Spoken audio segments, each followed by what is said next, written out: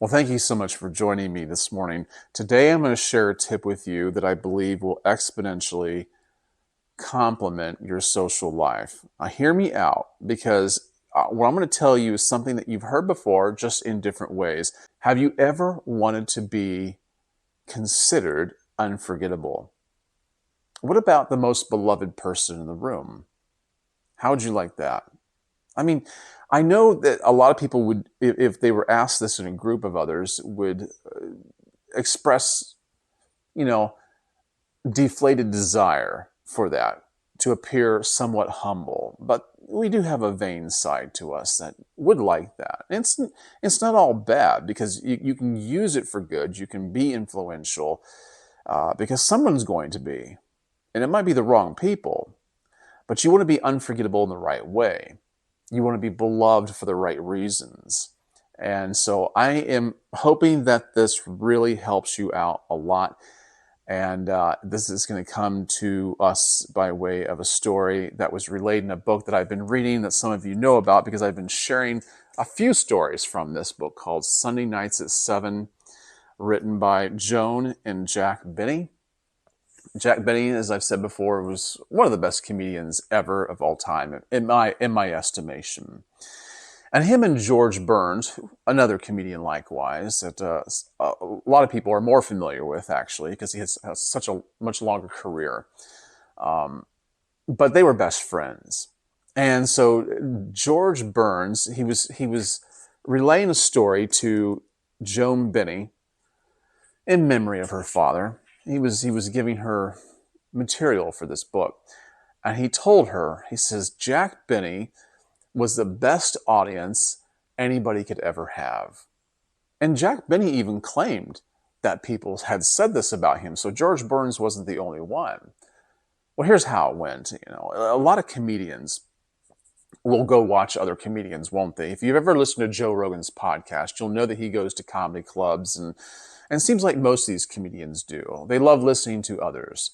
But a lot of entertainers, and that's a broad spectrum, a lot of entertainers would rather entertain.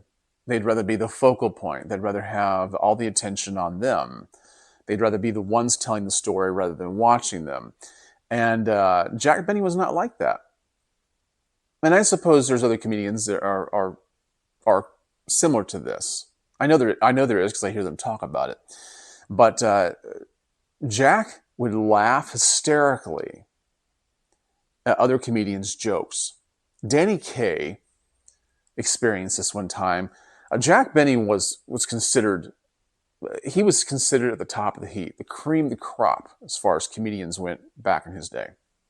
Okay, and Jack Benny had gone to see Danny Kaye perform, and he pretty much sat at the very front, and Danny Kaye knew he was there, but Jack Benny was laughing hysterically. When he would laugh, he would literally fall on the floor, pounding his fist in just absolute hysterics. And he was known for that. And Danny Kaye said, "Isn't that Jack Benny? Why is he laughing at me?" He thought Jack Benny was so much better than him. And he thought, Jack Benny is such a great audience. And you never forgot it. Everybody wanted to perform for Jack Benny because they could make him laugh. He was their best audience. He was their best audience. And people found this out time and time again. He was humble and willing to listen to others. Now you might say, well, Greg, that sounds like that's all there is to this, is just listening to others. It sounds that simple, but it's really tuning in and becoming a part of their story. In this case, it involved Jack expressing that by falling on the floor, laughing and pounding his fist. And he would lose it all the time. But you have ways, when you're talking to somebody, what would best complement the way they're trying to communicate with you. And if you can think of that, if you can work that angle, it is important to know how to handle a conversation, to know how to converse with others, to know how to build a rapport.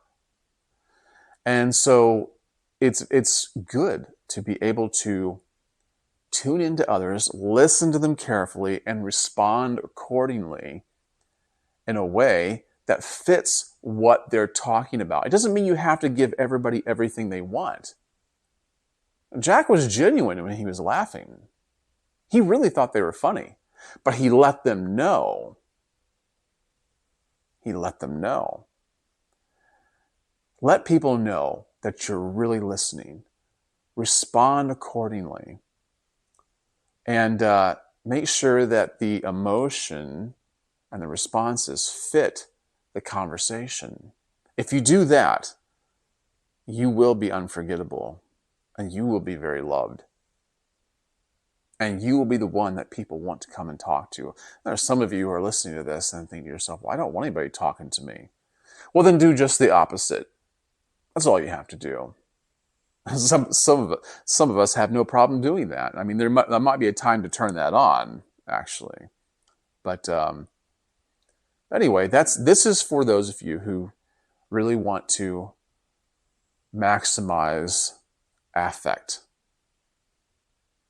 in regards to your rapport and your social accruity. So I hope this has helped. If it has, leave a comment down below. Make sure you hit the like button. If you haven't subscribed already, I would ask you to do so.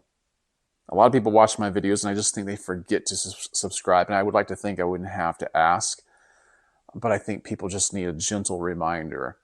And so I'd be ever so thankful if you did that. All right, thanks for watching. I'll catch you guys on the next one. In the meantime, be wise.